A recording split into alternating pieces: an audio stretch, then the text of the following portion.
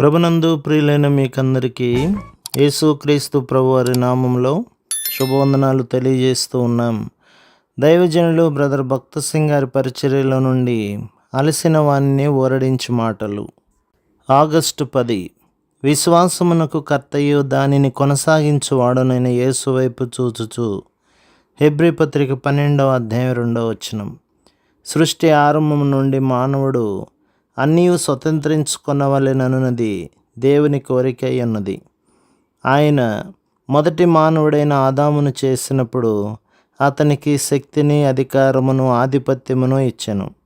ఆదాము అవిధేయతను బట్టి ఆ ఆధిక్యతను పోగొట్టుకొనెను. ఆ నష్టము మన ప్రభువైన యేసుక్రీస్తు ద్వారా పూర్తిగా మానవునికి తిరిగి సమకూర్చబడినది. మరియు సాతానును సిగ్గుపరచు నిమిత్తము ఆదాము ఏదైతే కోల్పోయినో అంతకంటే మరి ఎక్కువగా మనము పొందబోచున్నాము. నీలో నిత్య జీవము సమృద్ధిగా స్వేచ్ఛగా ప్రవహించనారంభించినప్పుడు ఈ మర్మమును నీవు తెలుసుకొనగలవు. కొరింథీయులకు రాసిన మొదటి పత్రిక 2వ అధ్యాయం 9లో మనకు ఇట్లు జ్ఞాపకము చేయబడుచున్నది. దేవుడు తన్ను ప్రేమించు వారి కొరకు ఏవి సిద్ధపరిచినో అవి కంటికి కనబడలేదు, చెవికి వినబడలేదు, మనుష్య హృదయమునకు గోచరము కాలేదు. ఈ సంగతులను మానవ జ్ఞానముతో కానీ, మానవ ఆలోచనతో కానీ, బైబిల్ జ్ఞానముతో కానీ మనం అర్థం చేసుకొనలేము. కానీ ఎప్పుడైతే దేవుని ప్రేమ అంతకంతకు వృద్ధి అగుచున్నదని నీవు తెలుసుకొనేదవో అప్పుడు మాత్రమే ఈ సంగతులు నీకు అర్థమగును. దేవుని బిడ్డల ఆత్మీయ స్వాస్థ్యమును దొంగిలించవలనని సాతాను ఎప్పుడూనూ ప్రయత్నించుచుండును. అందుచేతనే మనము జాగరూకులమై ఉండి దేవుడు మనకు ఇచ్చిన దానిని ఎంతో జాగ్రత్త కలిగి గట్టిగా పట్టుకొనవలెను. మార్కు సువార్త 13వ అధ్యాయం 37లో నేను మీతో చెప్పుచున్నది అందరితోనూ చెప్పుచున్నాను, మెలకువగా నుండుడనెను. మెలకువగా నుండుడి మరియు మీ ఆత్మ సంబంధమైన పరలోక సంబంధమైన స్వాస్థ్యమును మీ యొద్ద నుండి శత్రువును దొంగిలింపనీయకుడి. శత్రువు నీ యొద్ద నుండి నిత్య జీవ వరమును తీసివేయలేడు. కానీ నీవు నీ ఆత్మీయ స్వాస్థ్యమును అనుభవించకుండా చేయుటకు వానికి శక్తి కలదు. తరచుగా మనపై శత్రువు ఆత్మీయ అంధకారము మరియు ఆత్మీయ గుడ్డితనము అను ఆయుధములను ఉపయోగించును. ఇవి ఎంతో బలమైన ఆయుధములు. శత్రువు వీటిని ఈ అంత్యదినములలో ఉపయోగించువాడుగా ఉన్నాడు. మనము వేటి నుండి విడుదల పొందవలసిన వారమై ఉన్నామో వాటిని అనగా అన్ని రకములైన ఆచారములను, ఉత్సవములను, సంప్రదాయములను శత్రువు మన జీవితంలోనికి తీసుకుని వచ్చును.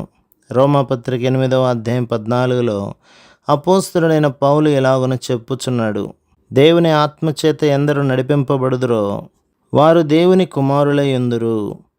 ప్రభువైన యేసు క్రీస్తులో మన రక్షణ విషయమై స్పష్టమైన అవగాహన కలిగి ఉండవలెను. మనలను మనము ఎల్లప్పుడూ ఆయన శిరసత్వము, ప్రభుత్వము, రాజరికము క్రింద ఉంచుకొనవలెను. ప్రతి క్షణము ఆయనచే ఏలబడవలెను, స్వాధీనపరచబడవలెను. యోహాను సువార్త 15:5లో ప్రభు ఎవడు నా యందు నిలిచియుండునో నేను ఎవని యందు నిలిచియుందునో వాడు బహుగా ఫలించును అని చెప్పుచున్నాడు. నేను మార్పు చెందిన తర్వాత నా హృదయములో వాక్యము కొరకైన గొప్ప ఆకలిని కనుగొంటిని. మరియు ఆ దినములలో అనేక గంటలు నేను మోకాళ్లపై దేవునితో సమయం గడిపితిని. ఏ విధమైన కష్టము లేకుండగానే దేవుడు నన్ను ఈ లోక సుఖముల నుండి, ఆకర్షణ నుండి విడిపించెను. కానీ నా ఆత్మీయ జీవితంలో ఇంకా ఏదో కొరత ఉన్నదని గమనించి తిని. కనుక దేవా, సంపూర్ణమైన ఆత్మీయ జీవితము నిమ్ము అని రహస్యముగా ప్రార్థించటం మొదలుపెట్టి తిని. అలాగున నేను అనేక మాసములు ప్రార్థించగా ఒక రాత్రి దేవుని స్వరమును ఇలాగున వింటిని, నీ పాపములన్నీ ఎట్లు క్షమించబడినో నాకు చెప్పుము. అప్పుడు దేవా, నేను ఘోరమైన పాపినని నమ్ముచున్నాను. నా పాపముల కొరకే నీవు రక్తము కార్చి ఆ రక్తము ద్వారా నన్ను క్షమించితివి అని చెప్పి తిని. తర్వాత అదే స్వరం, నీవు జీవించుచున్న వారిలో అతి బలహీనుడవు అని నమ్ముము. అప్పుడు నీవు నా శక్తిని కలిగి ఉందు అని చెప్పుట వింటిని. ఈ మాటలే నా అనుభవమైనవి.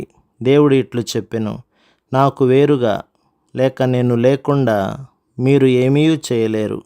అప్పుడు ప్రతిదానికిని మాట్లాడు ప్రతి మాట విషయంలో, ప్రతి ఆలోచనకు, చేయవలసిన ప్రతి ప్రణాళిక కొరకు దేవునిపై సంపూర్ణముగా నేను ఏ రీతిగా ఆనుకొనవలెనో తెలుసుకొని ఉన్నాను. ప్రతి చిన్నదానికి కూడా ఆయన దగ్గరకు వెళ్ళవలసినదే. అప్పుడు ఆయన శక్తిమంతుడని, ఆ శక్తి నా కొరకేనని తెలుసుకొని ఉన్నాను. మనము మన దృష్టిని ఎల్లప్పుడూ హెచ్చించబడిన మహిమకరమైన ప్రేమగల రక్షకునిపై ఉంచుకొనవలసి ఉన్నది. మన జయ జీవితము దానిపై మాత్రమే ఆధారపడి ఉన్నది.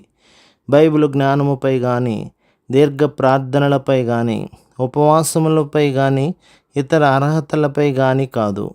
మన ప్రభువు మనకు వాస్తవమైన వాడుగా ఉన్నప్పుడు మన ప్రతి విషయములో ఆయన బాధ్యత వహించును.